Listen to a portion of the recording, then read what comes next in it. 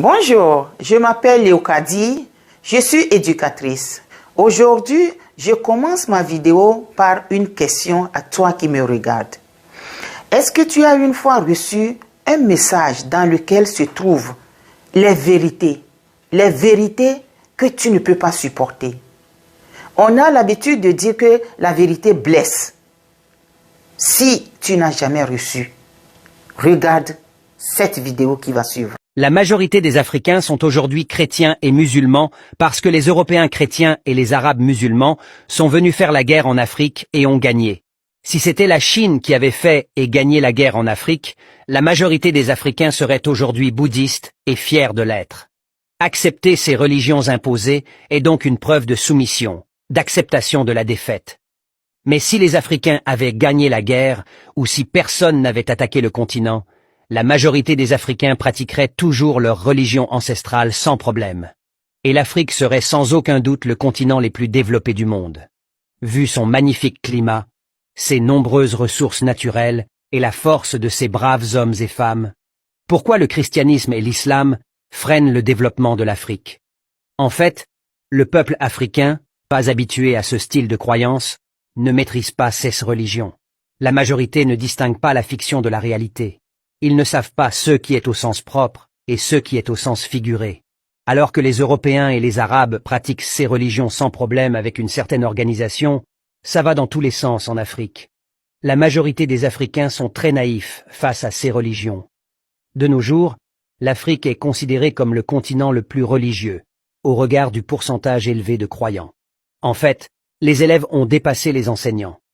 Voici la preuve de la naïveté de l'Afrique. 1. L'Afrique est le seul continent où on trouve plus d'églises et mosquées que d'écoles et d'entreprises.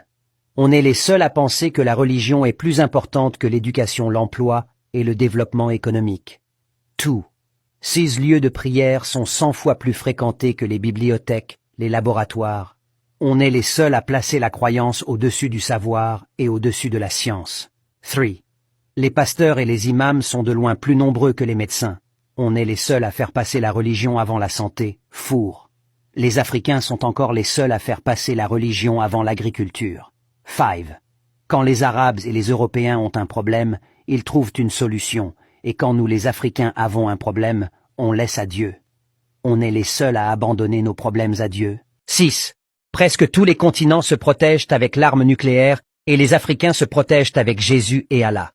Sommes-nous les seuls à faire confiance à ces dieux? Bref, en observant, en échangeant avec la population, on se rend rapidement compte que la religion passe avant tout sur le continent. Cette naïveté constitue le principal frein au développement de l'Afrique. Y a-t-il un exemple au monde d'un pays qui s'est développé non pas grâce à l'industrialisation, mais grâce à la religion et aux prières? Quel est le retard qu'un individu accumule durant toute sa vie de tout le temps passé à prier et non à se reposer et se cultiver? À quoi servira de penser comment l'Afrique va se développer avec des gens aliénés et bornés qui...